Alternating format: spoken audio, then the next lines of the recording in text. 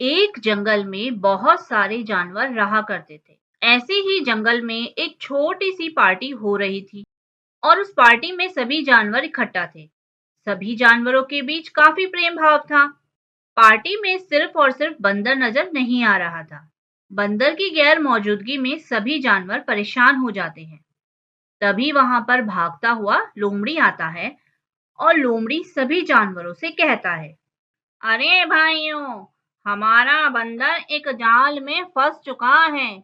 किसी शिकारी ने जाल बिछाया था और उस जाल में बंदर फंस चुका है। अब उस बंदर को निकालेगा कौन? वरना वह शिकारी बंदर को पकड़कर ले जाएगा। लोमड़ी की बात सुनकर हाथी, गैंडा, खरगोश, मोर, बाकी के सभी जानवर वहां आते हैं। तभी हाथी लोमड़ी से बोलता है, अरे, बंदर तो हमारे बीच था। अचानक वो जाल में कैसे फंस गया? अरे भाई, यहाँ पर बातें करने का समय नहीं है। जल्दी से चलो, वरना हमारे बंदर के साथ कुछ भी हो सकता है। लोमड़ी बिल्कुल सही कह रहा है। चलो भाइयों, पार्टी बाद में करेंगे। पहले हमें बंदर को बचाना होगा। इतना बोलकर सभी लोग इकट्ठा होकर बंदर के पास जाते हैं। वह लोग देखते हैं कि वहां पर कोई जाल नहीं है और ना ही बंदर है। यह देखकर सभी लोग घबरा जाते हैं। तभी लोमड़ी बोलता है, देखा, जिसका डर था आखिर वही हुआ। आखिर कब तक हमारे साथ यह सब होता रहेगा? मैं तो कहता हूँ कि जंगल के राजा शेर के पास चलो और उन्हें अपनी परेशानी के बारे में बताओ। हाँ हाँ, लोमड़ी बिल्कुल सही कह रहे हैं। शेर के पास चलते हैं और उन्हें अपनी परेशानी बताते हैं। वह कुछ तो हमारे बारे में सोचेंगे, वरना इस तरह से तो धीरे धीरे हमारी जनसंख्या खत्म हो जाएगी। इतना बोलकर सभी लोग जंगल के राजा शेर के पास जाते हैं। शेर बेचारा खुद बीमार पड़ा हुआ था। वह ठीक से चल फिर भी नहीं पा रहा था। लेकिन इतनी सारी भीड़ को देखकर शेर परेशान हो जाता है और हिम्मत दिखाता हुआ उन सबके पास जाता है और बोलता है, क्या हुआ? आप लोग यहाँ जमा होकर क्यों आए हैं? कोई बड़ी समस्या हो गई है क्या? महाराज, हमें आपकी मदद चाहिए। हम सब इस जंगल में बिल्कुल भी सुरक्षित नहीं हैं। आपको हमारी सुरक्षा बंदी के लिए कुछ इंतजाम करने चाहिए, वरना धीरे धीरे हमारी जनसंख्या कम होती जाएगी। आज हमारे भाई बंदर के साथ बहुत बड़ी अनहोनी हो गई है। हम नहीं चाहते कि ऐसी अनहोनी हमारे साथ भी हो। अब मैं आप लोगों की मदद नहीं कर पाऊंगा। मुझे तो ऐसा प्रतीत हो रहा है जैसे अब मैं कुछ दिनों का मेहमान हूँ। मेरे शरीर में अब ताकत नहीं है। ना ही मैं ठीक से खा पा रहा हूँ, ना ही मैं ठीक से चल पा रहा हूँ। फिर मैं आप लोगों की कैसे मदद करूं? आप कैसी बातें कर रहे हैं महाराज? अगर आपको कुछ हो गया तो हम सब का क्या होगा? हम सब आपके भरोसे ही तो हैं। आप लोगों की बात बिल्कुल सही है। इसलिए मैं चाहता हूँ कि मेरे जीते जी इस जंगल का नया राजा बने, और राजा ऐसा हो जो दिखने में विशाल हो, आप लोगों की रक्षा करने के काबिल हो। लेकिन महाराज, इसका फैसला कैसे लिया जाएगा कि आखिर कौन बनेगा इस जंगल का नया राजा? अभी बहुत रात हो चुकी है। आप लोग मेरे पास सुबह सुबह आना। इसका फैसला होगा कि आखिर कौन बनेगा इस जंगल का नया राजा। जब तक आप लोग आपस में सोच विचार कर लीजिए। इतना बोलकर शेर अपनी गुफा में चला जाता है।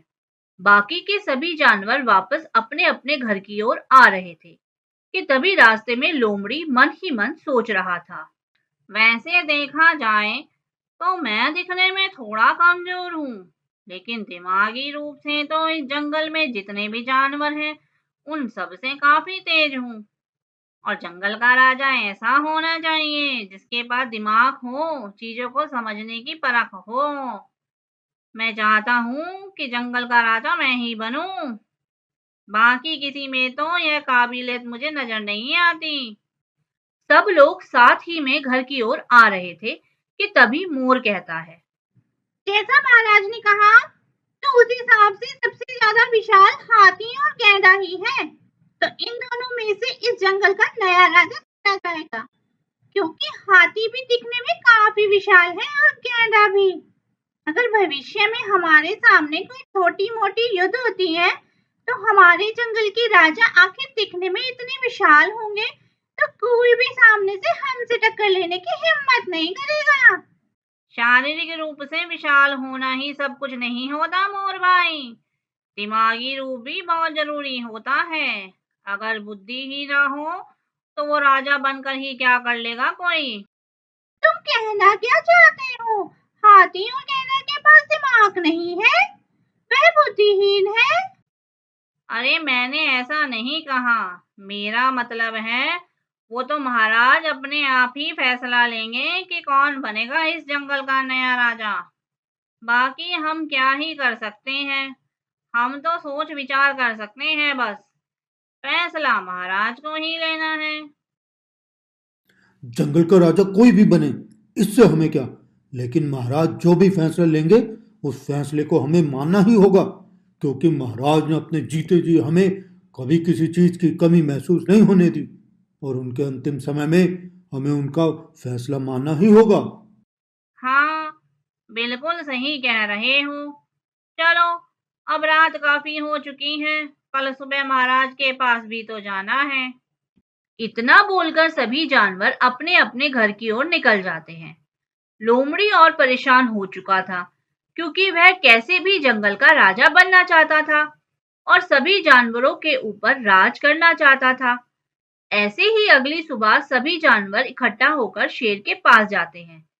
शेर काफी बूढ़ा हो चुका था और बीमार भी था, इसीलिए शेर जल्द से जल्द जंगल का नया राजा चुनना चाहता था। शेर की नजर में हाथी और गैंडा दोनों ही काफी ताकतवर और विशाल थे।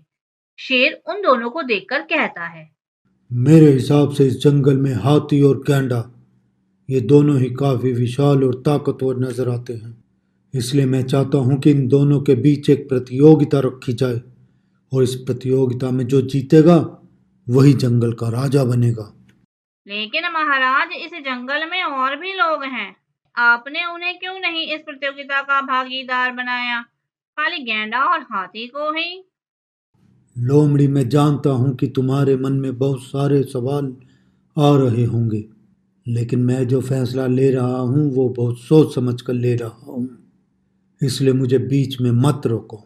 तो भाइयों, मैं चाहता हूं कि हाथी और गैंडे के बीच में प्रतियोगिता की जाए।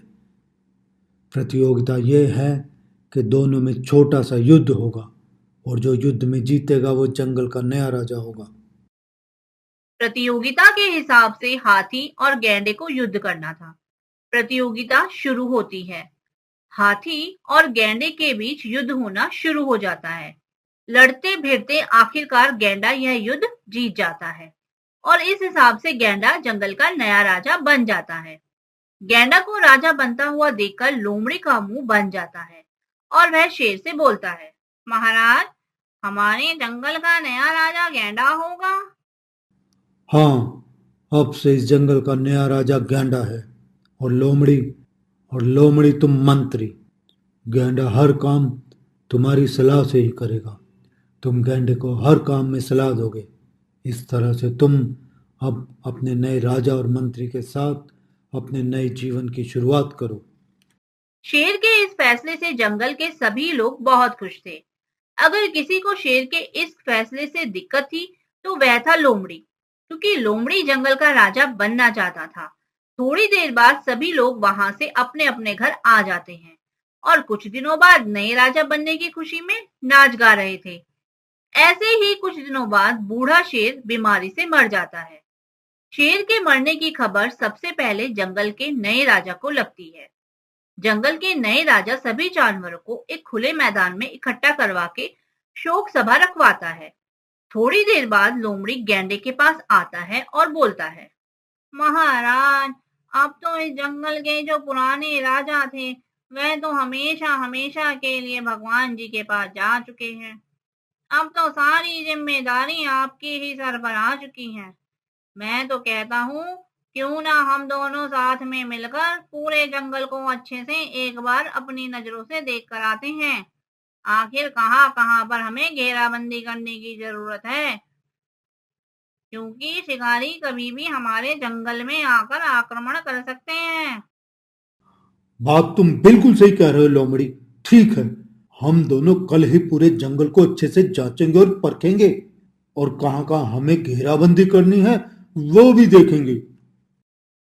ऐसे ही अगले दिन गैंडा और लोमड़ी दोनों पूरे जंगल में यहाँ वहां घूमकर जंगल को जांच परख रहे थे कि कहाँ कहाँ पर घेराबंदी करनी चाहिए।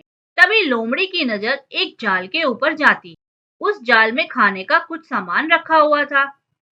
महाराज, आप यहीं रुकें, मैं जरा थोड़ी देर में आता हूँ आपके पास।